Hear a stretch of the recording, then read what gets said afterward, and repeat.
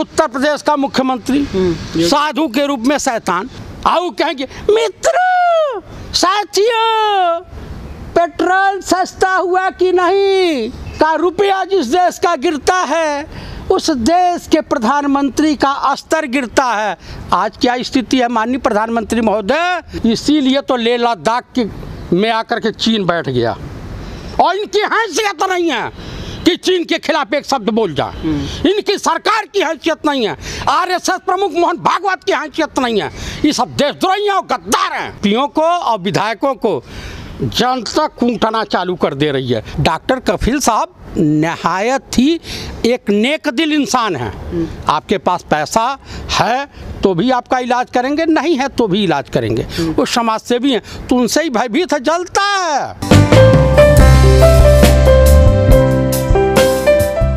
Sir, मौजूदा वक्त में जो भारत की अर्थव्यवस्था में एक ऐतिहासिक जो गिरावट आई है उसको लेकर के आप क्या कहना है? देखिए, माननीय नरेंद्र दामोदर दास मोदी माननीय प्रधानमंत्री हिंदुस्तान, माननीय संघी मानसिकता वाले भाजपाई नेता माननीय प्रधानमंत्री महोदय, हिंदू हृदय सम्राट नरेंद्र दामोदर दास मोदी जी की गलत नीतियों के कारण देश की अर्थव्यवस्था रसातल में चली गई है। देश की जीडीपी -3.9 पहुंच गई है, यानी सियाचिन ग्लेशियर के टेम्परेचर को का भी रिकॉर्ड इसने तोड़ दिया है।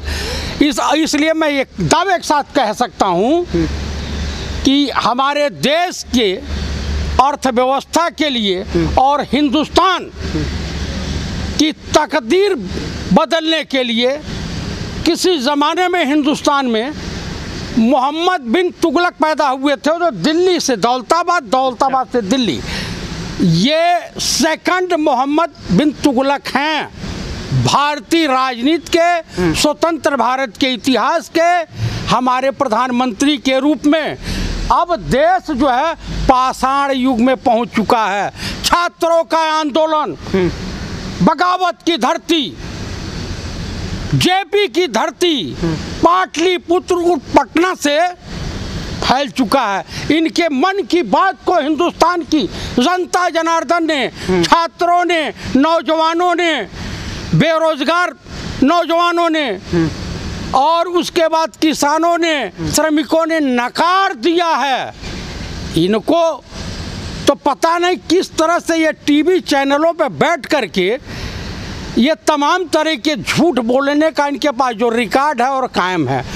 आचार्य चाणक्य किसी देश में पैदा हुए थे, उन्होंने कहा था और बहुत पहले राहुल गांधी जी कहे थे कि इस देश में आर्थिक सुनामी आने वाली है और आएगी तो ये देश संभल नहीं पाएगा। ये सिर्फ ये देश के प्रधानमंत्री के रूप में काम नहीं करते हैं, अडानी अंबानी के लिए काम करते हैं। ये देश के हिंदुओं के पीठ में खंजर घोंपने का काम करते हैं। अब हिंदू समाज छक्कों की तरह से ताली बजाता रहे, क्योंकि बड़ा ध्यान से कि हिंदू राष्ट्र बनेगा। अरे अब तो कटोरा, कांध पे झोला और हाथ में कटोरा पकड़ा दिया है संघी मानसिकता वाली माननीय प्रधानमंत्री महोदय श्रीमान नरेंद्र दामोदर दास मोदी जी की सरकार ने। वही हाल बिहार में है। 17 जिले बाढ़ से प्रभावित है और वहाँ का नकारा निकम्मा मुख्यमंत्री जो अपने आप को सुशासन कुमार के नाम से मशहूर कर चुका था, मैं तो समझ रहा हूँ कि ताड़ुका के नाम से मशहूर होना चाहिए। वो नरभक्षी हो गए हैं सब। उत्तर प्रदेश का मुख्यमंत्री साधु के रूप में शैतान, नकली साधु। साधु महात्मा को राजनीति से क्या लेना देना जी? राजनीति में सुबह से शाम तक झूठा तो बोलना पड़ता है। उनसे तो अच्छे संत के रूप में माननीय राहुल गांधी मशहूर हैं। संत हैं, विद्वान हैं, पढ़े लिखे हैं, जिम्मेदार हैं, नीतिवान हैं, जनप्रिय, लोकप्रिय और विश्व के चुनिंदा नेताओं में शुमार है। राहुल गांधी का आप जिक्र कर रहे हैं एक ऐसे दौर में जब हमारे देश के प्रधानमंत्री जी जो है वीडियो शेयर करते हैं मोर को दाना खिलाते हुए, और मन की बात में कहते हैं कि खिलौना बनाइए, इस तरह की जो है युवाओं को वो टास्क देते हैं। वहीं राहुल गांधी जी जो है अर्थव्यवस्था की चिंता करते हैं, वो जो पहले की जो स्थिति हुई है उसके बारे में जो है इतिहास से जो है सबक लेने की बात बताते हैं। काफ़ी सराहना हो रही है इस चीज़ की। आचार्य चाणक्य का विचार इसीलिए मैं आपसे कहना चाहता हूँ, आचार्य चाणक्य ने कहा है कि जिस देश का प्रधानमंत्री या शासनाध्यक्ष निसंतानी हो उस देश की जनता की स्थिति भिखारियों जैसे हो जाती है। जिस देश का शासनाध्यक्ष या प्रधानमंत्री व्यापारी हो उस देश की जनता की हालत विधवा औरत के समान हो जाती है। कोई भी नन मटक्का करके चल देगा, कोई भी कुछ खा के चल देगा। वही हालत आज हिंदुस्तान की, इस देश की। हमारे पूर्वज क्या मूर्ख थे जो भाजपा और संघ को कभी पसंद नहीं करते थे, लेकिन युवा पीढ़ी रामलला हम आएंगे, मंदिर वहीं बनाएंगे। जाओ कटोरा लेके भीख मांगो ना, मंदिर मस्जिद गुरुद्वारा और चर्च से रोटी मिलती है। देश के तमाम कल कारखाने बंद हैं, ये एयरपोर्ट बेच रहे हैं, रेलवे बेच रहे हैं, BSNL बेच रहे हैं। इन संघियों से पूछे इनके बाप ने बनाया था। आधुनिक भारत के निर्माता अगर कोई है तो पंडित जवाहरलाल नेहरू। इस देश में उद्योग धंधों का जाल किसी ने बिछाया तो स्वर्गीय श्रीमती इंदिरा गांधी। संचार क्रांति का जनक अगर किसी को कहा जाएगा तो पंडित राजीव गांधी, और अर्थव्यवस्था का जनक किसी को कहा जाता है तो है पंडित नरसिम्हा राव जी। और हिंदुस्तान की GDP को आसमान में पहुंचाने का श्रेय किसी को जाता है तो वो हैं सरदारों के सरदार डॉक्टर मनमोहन सिंह जी। अरे उनकी डिग्री देख लिए होते, उनसे कुछ सीख लिए होते। भाई अशिक्षित व्यक्ति को PM की कुर्सी पर बैठा दोगे तो देश का हाल यही होगा। तो आप तो यही यूं कहा जा सकता है कि बंदर के हाथ हिंदुस्तान। लेकिन जो वित्त मंत्री हैं निर्मला सीतारमण, वो कह रही हैं कोरोना का हवाला देते हुए कि जो देश जो है इस वक्त एक्ट ऑफ गॉड की जो है वो उस परिस्थिति का सामना कर रहा है। ये जो आर्थिक मंदी है ये भगवान की वजह, भगवान की देन है। अच्छा, कह दीजिए कि JNU में पढ़ करके आई हो, किसी गंदे नाले में कूद करके जान दे दो। उनके पति विद्वान आदमी हैं, उनको तो उनके घर में ही उन्होंने एक लेख लिखा था, इनके पति देव ने लिखा था। अगर अपने पति को पति मानती है तो उन्हीं से पूछना, विद्वान आदमी है। उन्होंने कहा कि अगर इस देश को विकास के रास्ते पे ले जाना है तो माननीय डॉक्टर मनमोहन सिंह के बताए रास्तों पे चलने की आवश्यकता है। उस वक्त क्या इनको भांग सूंघ गई थी, अच्छे परिवार की हो, पढ़ी लिखी हो, क्यों घुटने टेक करके बढ़ गई हो? मैं लहसुन नहीं खाती हूँ, प्याज नहीं खाती हूँ। आओ कहेंगे मित्र साथियों पेट्रोल सस्ता हुआ कि नहीं, इस देश का रुपया जिस देश का गिरता है उस देश के प्रधानमंत्री का स्तर गिरता है। आज क्या स्थिति है माननीय प्रधानमंत्री महोदय, वो बात आप पे भी लागू होती है। जो मनमोहन सिंह जी जैसे विद्वान के बारे में आप इस तरह की बातें कर रहे थे, आपको शर्म आनी चाहिए, आपको ऐसा नहीं करना चाहिए। कहते हैं कि जो काम 70 सालों में नहीं हुआ, धारा 370 हटा दी हमने, राम मंदिर बनवा दिया हमने, इस तरह की चीज़ों का हवाला दे। धारा 370 इन्होंने हटवाया अमेरिका और चाइना के इशारे पर, इसीलिए तो लेह लद्दाख में आकर के चीन बैठ गया। और इनकी हैसियत नहीं है कि चीन के खिलाफ एक शब्द बोल जाए, इनकी सरकार की हैसियत नहीं है, RSS प्रमुख मोहन भागवत की हैसियत नहीं है। ये सब देशद्रोही और गद्दार हैं, इनसे आप कोई आशा नहीं कर सकते हैं। इस देश का अगर विकास होना है, इस देश को विकास के अगर रास्ते पे ले जाना है, इस देश की GDP को आसमान में पहुंचाना है, तो वो सिर्फ इस देश में कांग्रेस की सरकार ही कर सकती है। और देशवासियों को अब इससे ज़्यादा प्रमाण की ज़रूरत नहीं है।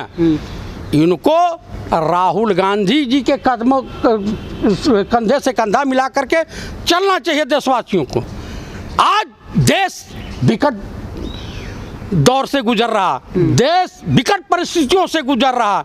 आने वाले 6 महीने के अंदर मैं आपको बता देना चाहता हूँ, देश में गृहयुद्ध होने के लिए की संभावना से इनकार नहीं किया जाता।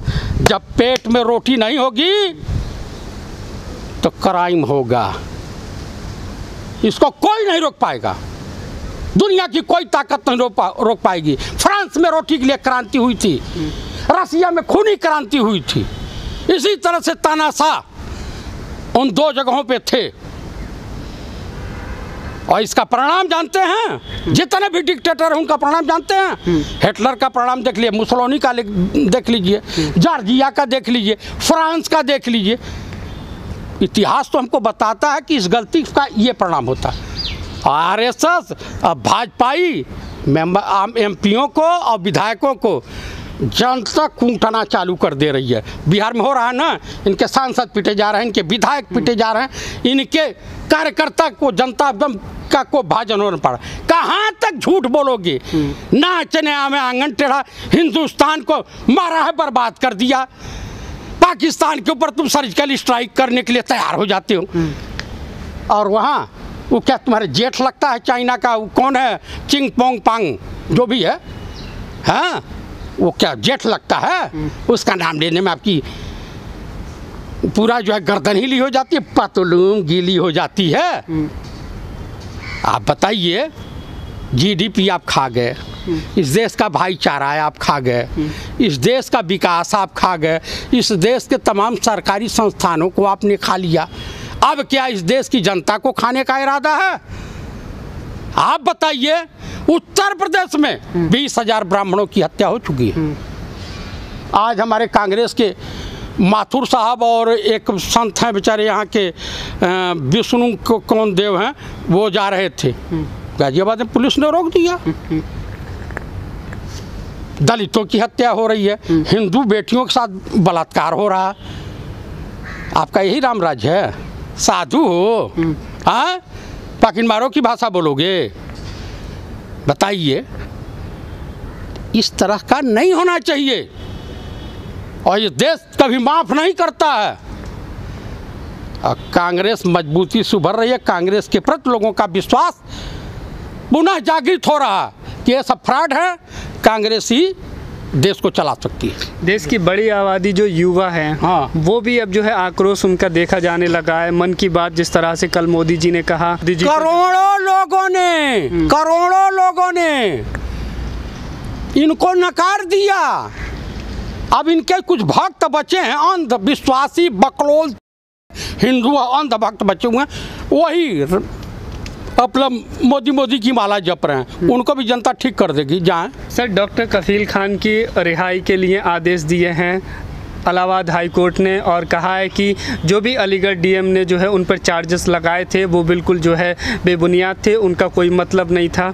आप किस तरह से देखते हैं? योगी सरकार ने पहले भी जो है उनको काफ़ी समय तक जेल में बंद रखा था, और उसके बाद भी जो है उनको रिहा कर दिया गया था। क्या किस तरह से ये कार्रवाई हो रही है? देखिए, माननीय योगी आदित्यनाथ जी जिस मठ से आते हैं, वो मठ अपराध की शरणस्थली और अपराध की नर्सरी है।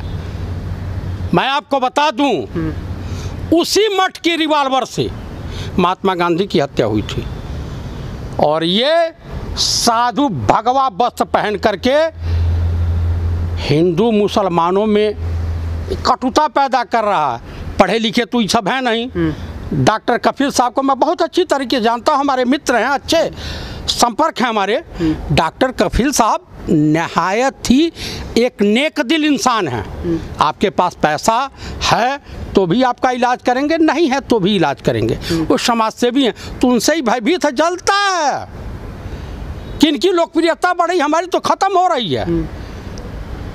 भाई, वो गोरखपुर की धरती से जब सैयद मोदी की हत्या हुई थी, तो शायद आप लोगों को नहीं, बैडमिंटन के विश्व लेवल के प्लेयर थे, तो उनके जनाजे में क्या हिंदू क्या मुसलमान मुझे याद है, सब लोग एकदम गए थे। और उस वक्त अगर आप सरसों फेंक देते तो वो ज़मीन पे नहीं गिरता, किसी के सर में ही अटक जाता। 1 किलो 10 किलो सरसों फेंकते तो ज़मीन पे तो नहीं गिरता। मैंने पूरा गोरखपुर मर गया।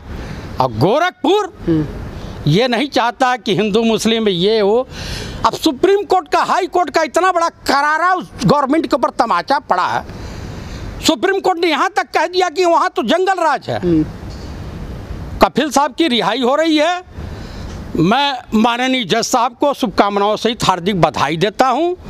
न्यायपालिका में अब धीरे से विश्वास ऐसे ही जजों की वजह से बरकरार है, तो ये बहुत अच्छी खबर है। और कफिल साहब हमें कहीं ये दुराचारी सरकार फिर किसी मुकदमे में ना फांस दे, डर तो यही है।